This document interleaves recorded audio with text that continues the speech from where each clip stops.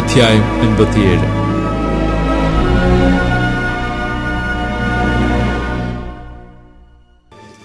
നീതിമാൻ നശിക്കുന്നു, ആരും അത് ഗണ്യമാക്കുന്നില്ല. ഭക്തന്മാരും കഴിഞ്ഞു പോകുന്നു. നീതിമാൻ അനർത്ഥത്തിന് മുമ്പേ കഴിഞ്ഞു പോകുന്നു എന്ന് ആരും ഗ്രഹിക്കുന്നില്ല. അവൻ സമാധാനത്തിലേക്ക് പ്രവേശിക്കുന്നു. നേരായി നടക്കുന്നവരൊക്കെയും താൻ താന്റെ കിടക്കമേൽ വിശ്രാമം പ്രാപിക്കുന്നു. ക്ഷുദ്രക്കാരുടെ മക്കളെ, വ്യഭിചാരിയുടെയും വേശ്യയുടെയും സന്തതിയെ ഇങ്ങോട്ട് അടുത്തു വരുവീൻ. നിങ്ങൾ ആരെയാകുന്നു കളിയാക്കുന്നത്? ആരുടെ നേരെയാകുന്നു നിങ്ങൾ വായ് വളർന്ന് നാക്ക് നീട്ടുന്നത്? നിങ്ങൾ അതിക്രമക്കാരും വ്യാജസന്തതിയും അല്ലേ? നിങ്ങൾ കരികോലങ്ങൾക്കരികത്ത് ഓരോ പച്ചമരത്തിന് കീഴിലും ജ്വലിച്ച് പാറപ്പിളപ്പുകൾക്ക് താഴെ തോട്ടുപക്കത്ത് വെച്ച് കുഞ്ഞുങ്ങളെ അറുക്കുന്നുവല്ലോ. തോട്ടിലെ മിനുസമുള്ള കല്ല് നിന്റെ പങ്ക്, അത് തന്നെ നിന്റെ ഓഹരി. അതിനല്ലോ നീ പാനീയ ബലി പകർന്ന് ഭോജനബലി അർപ്പിച്ചിരിക്കുന്നത്. ഇവ കണ്ടിട്ട് ഞാൻ ക്ഷമിച്ചിരിക്കുമോ? പൊക്കവും ഉയരമുള്ള മലയിൽ നീ നിന്റെ കിടക്ക വിരിച്ചിരിക്കുന്നു. അവിടേക്ക് തന്നെ നീ ബലി കഴിപ്പാൻ കയറിച്ചെന്നു. കതകിനും കട്ടിളയ്ക്കും പുറകിൽ നീ നിന്റെ അടയാളം വെച്ചു. നീ എന്നെ വിട്ടുചെന്ന് മറ്റുള്ളവർക്ക് നിന്നെ തന്നെ അനാവൃതിയാക്കി കയറി. നിന്റെ കിടക്ക വിസ്താരമാക്കി അവരുമായി ഉടമ്പടി ചെയ്തു. അവരുടെ ശയനം കൊതിച്ച് ആംഗ്യം നോക്കിക്കൊണ്ടിരുന്നു. നീ തൈലവും കൊണ്ട് മോലേക്കിന്റെ അടുക്കൽ ചെന്നു. നിന്റെ പരിമളവർഗം ധാരാളം ചെലവ് ചെയ്തു. നിരൂതന്മാരെ ദൂരത്തയച്ച് പാതാളത്തോളം ഇറങ്ങിച്ചു. വഴിയുടെ ദൂരം കൊണ്ട് നീ നടന്നുപോയിട്ടും അത് നിഷ്ഫലമെന്ന് നീ പറഞ്ഞു.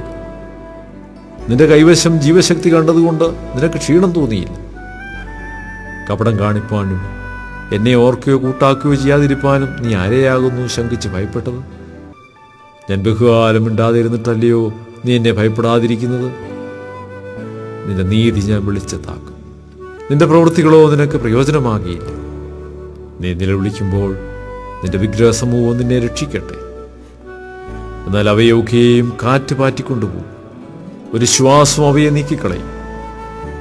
എങ്കിലും എന്നെ ആശ്രയിക്കുന്നവൻ ദേശത്തെ അവകാശമാക്കി എന്റെ വിശുദ്ധ പർവ്വതത്തെ കൈവശമാക്കും. നികത്തുവീൻ, നികത്തുവീൻ, വഴിയൊരുക്കുവീൻ. എന്റെ ജനത്തിന്റെ വഴിയിൽ നിന്ന് ഇടർച്ച നീക്കിക്കളവീനെന്ന് അവൻ അരുളി ചെയ്യുന്നു. ഉന്നതനും ഉയർന്നിരിക്കുന്നവനും ശാശ്വതവാസിയും പരിശുദ്ധനും നാമമുള്ളവനായവൻ ഇപ്രകാരം അരുളി ചെയ്യുന്നു: ഞാൻ ഉന്നതനും പരിശുദ്ധനുമായി വസിക്കുന്നു.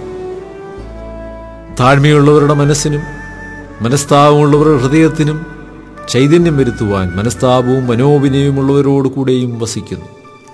ഞാൻ എന്നേക്കും വാദിക്കുകയില്ല, എല്ലായ്പ്പോഴും കോപിക്കുകയുമില്ല. അല്ലെങ്കിൽ അവരുടെ ആത്മാവും ഞാൻ സൃഷ്ടിച്ചിട്ടുള്ള ദേഹികളും എൻ്റെ മുമ്പിൽ നിശ്ചയിച്ചു പോകുമല്ലോ. അവരുടെ അത്യാഗ്രഹത്തിൻ്റെ അകത്യ നിമിത്തം ഞാൻ കോപിച്ച് അവരെ അടിച്ചു. ഞാൻ കോപിച്ച് മുഖം മറച്ചു. അപ്പോൾ അവർ തിരിഞ്ഞ് തങ്ങൾക്ക് തോന്നിയ വഴിയിൽ നടന്നു. ഞാൻ അവരുടെ വഴികളെ കണ്ടിരിക്കുന്നു. ഞാൻ അവരെ സൗഖ്യമാക്കും. ഞാൻ അവരെ നടത്തി അവർക്ക് അവരുടെ ദുഃഖിതന്മാർക്ക് തന്നെ വീണ്ടും ആശ്വാസം വരുത്തും. ഞാൻ അധരങ്ങളുടെ ഫലം സൃഷ്ടിക്കും. ദൂരസ്ഥനും സമീപസ്ഥനും സമാധാനം സമാധാനമെന്നും ഞാൻ അവരെ സൗഖ്യമാക്കുമെന്ന് യഹോവ അരുളി ചെയ്യുന്നു.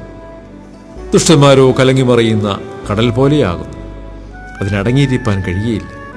അതിലെ വെള്ളം ചേറും ചെളിയും മേലോട്ട് തള്ളുന്നു. ദുഷ്ടന്മാർക്ക് സമാധാനമില്ല എന്ന് എൻ്റെ ദൈവം അരുളി ചെയ്യുന്നു.